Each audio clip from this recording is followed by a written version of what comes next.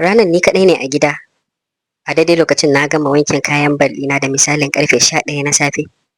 Na fito daga wanka kenan daga ni sai gajeren wando. Kawai sai na ji sallama.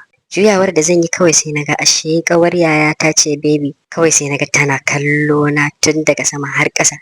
Ta tsaya. Ni kuma na ji kamar na nitse a wajen.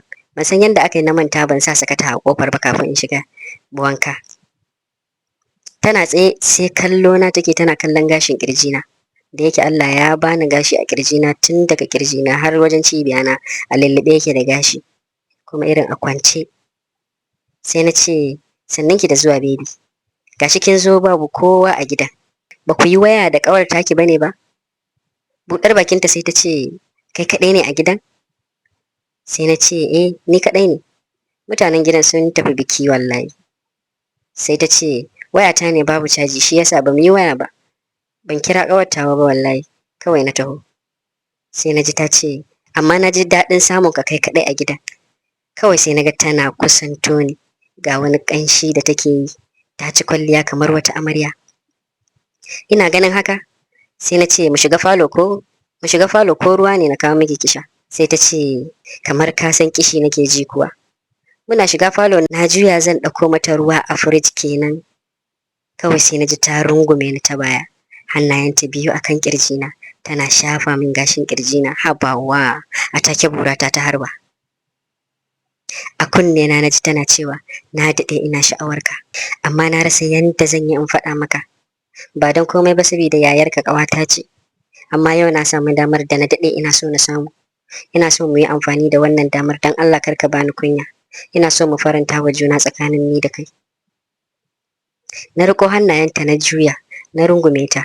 Ita ma ta ƙara rungume ni da ƙarfi ta fara yi min kiss. Tana yin wani irin abu kamar wanda sha'awa ta gama lullube ta a wannan lokacin. Muka zauna a kujera 3-seater. Sai na tuna kofar gida fa a buɗe take. Na yi maza na tashi na je na sa sakata a kofar gidan. Ina dawowa na ga har ta cire doguwar rigan da yake a jikinta. Na ga wasu manyan nonuwa malam haba kai. A take na fara lallatsa su. Ita ma ta ciro katuwar burata. Ta ganta ta cika mata hannu. Ta ce wow. Haka burarka take katotuwa? Me kake sha haka? Na yi dariya na ce ko dai ta baki tsoro ne? Ta ce a'a irin wanda nake so a ci ne da shi kenan. Ni har na matsu in ji ma ka fara zura min. Na ce da gaske? Ta ce da gaske nake wallahi don Allah isauri. Da yake ba wani girman jiki ne da ita ba. A take na ɗauke ta cak. Muka shiga ɗakin da gadon mamanmu yake. Na ɗora ta na hau kanta na buɗe ƙafafuwan na fara shafa durinta. Burata na saita ta a hankali na fara soka mata. Kamar ba za ta shiga ba. Ina dannawa ji kake yi subul ta shige. Na fara aiki. Na ji ta fara wani ihu. Na ji ruwa malam. Ga wani daɗi ni kuma kawai zirawa nake. Ina zirawa ina cinta ina zirawa ita kuma sai wani ƙara turo min shi take yi. Ina sokawa wayyo daɗi. Tana ihu ina ihu. Can sai muka kawo a tare. Na ci gaba da matsa mata nono. Na ce ni ma fa na daɗe ina addu'ar Allah ya kai damo ga harawa. Ashe dai ina da rabo. Amma gaskiya kina da daɗi sosai.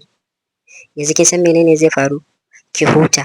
Bara in je in siyo mana furut. Dan gaskiya sai na ƙara zana miki. Na ƙara shiga wannan fadamar daɗin.